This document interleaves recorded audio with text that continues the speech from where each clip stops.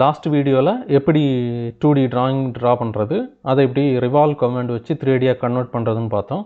இந்த வீடியோவில் இந்த 3D ஆப்ஜெக்ட்ஸோட அந்த கார்னர்ஸ் எட்ஜஸ் எல்லாம் எப்படி நம்ம வந்து ஃபில்லட் பண்ணுறது அது பார்க்கலாம். அடுத்து நம்ம எக்ஸ்ட்ரூட் கமாண்ட் பார்த்தோம். இது கட் எக்ஸ்ட்ரூட் கமாண்ட் எப்படின்னு பார்க்கலாம். அடுத்தது ஒரு ஹோல் எப்படி க்ரியேட் பண்ணுறதுன்னு இந்த வீடியோவில் பார்க்கலாம். ஃபஸ்ட்டு இந்த எட்ஜஸ், இந்த 4 எட்ஜஸையும் எப்படி நம்ம ஸ்மூத் பண்ணலான்னு பார்க்கலாம். அதுக்கு இருக்கக்கூடிய கமாண்ட் தான் ஃபில்லட்டு. அதை செலக்ட் பண்ணிட்டு அந்த எட்ஜஸ் எல்லாம் நான் செலக்ட் பண்ணணும். 4 எட்ஜஸையும் நான் செலக்ட் பண்ணுறேன். ஆல்ரெடி 0.75 இருக்குது, இது ஓகே. இது கொடுத்து நம்ம ஓகே கொடுத்துட்டோன்னா அந்த எட்ஜஸ் எல்லாம் ஸ்மூத் ஆகிரும். இந்த 3D ஆப்ஜெக்டில் 2 விதமாக நம்ம ஹோல்ஸ் போடலாம். இதில் ஃபஸ்ட்டு எப்படி போடலான்னு பார்க்கலாம். இப்போ இந்த இடத்துல எனக்கு ஒரு ஹோல் வேணும்னா நான் அந்த இடத்த செலக்ட் பண்ணிவிட்டு ரைட் கிளிக் ப்ரெஸ் பண்ணி நியூ ஸ்கெட்ச் கொடுக்குறேன். இப்போ இதில் ஒரு ஸ்கெட்ச் ட்ரா பண்ணுறதுக்கான ஆப்ஷன் வந்திருக்குது. இப்போ நான் சர்க்கிளை செலக்ட் பண்ணி எடுக்கிறேன். எடுத்து இந்த சென்டர்லேருந்து ட்ராக் பண்ணி எடுக்கிறேன். நான் 0.5 சர்க்கிள் போடுறேன். இப்போ ஃபினிஷ் ஸ்கெட்ச் கொடுத்துடலாம். கொடுத்துட்டு இப்போ கட் பண்ணோன்னா நம்ம ஆல்ரெடி யூஸ் பண்ணால் அதே எக்ஸ்ட்ரூட் கமாண்ட் தான். அதை கிளிக் பண்ணுங்கள்.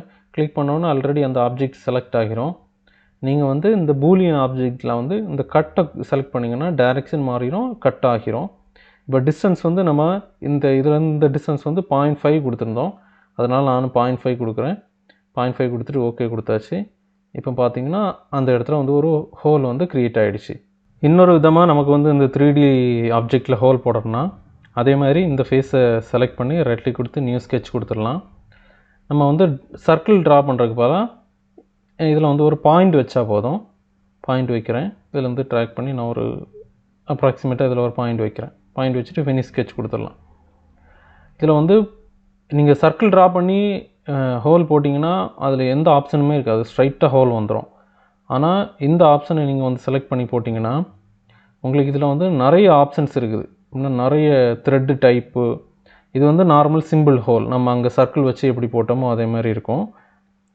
இதில் இந்த ஆப்ஷன் இது சிம்பிள் ஹோல் வருது. இந்த ஆப்ஷன் நன்னு செலக்ட் பண்ணிங்கன்னா இது ஸ்ட்ரைட்டாக இருக்குது. இதில் இந்த ஆப்ஷனை கிளிக் பண்ணிங்கன்னா மேலே மட்டும் பார்த்திங்கன்னா கவுண்டர் போர் க்ரியேட் ஆகும். அடுத்து இந்த ஆப்ஷன் செலக்ட் பண்ணிங்கன்னாக்கி உங்களுக்கு கவுண்டர் போர் சைஸையும் சேஞ்ச் பண்ணிக்கலாம். இப்படி நிறைய ஆப்ஷன்ஸ் இருக்குது. இதில் த்ரெட்டடும் இருக்குது. இப்போ நான் ஒரு த்ரெட்டட் தான் செலக்ட் பண்ணி வச்சுருக்கேன். த்ரெட்டட் செலக்ட் பண்ணி இந்த ஆப்ஷனை செலக்ட் பண்ணி வச்சுருக்கேன். கொடுத்துட்டு இங்கே ஆப்ஷன்ஸ் நிறைய இருக்குது. நீங்கள் இதை சேஞ்ச் பண்ணிக்கலாம்.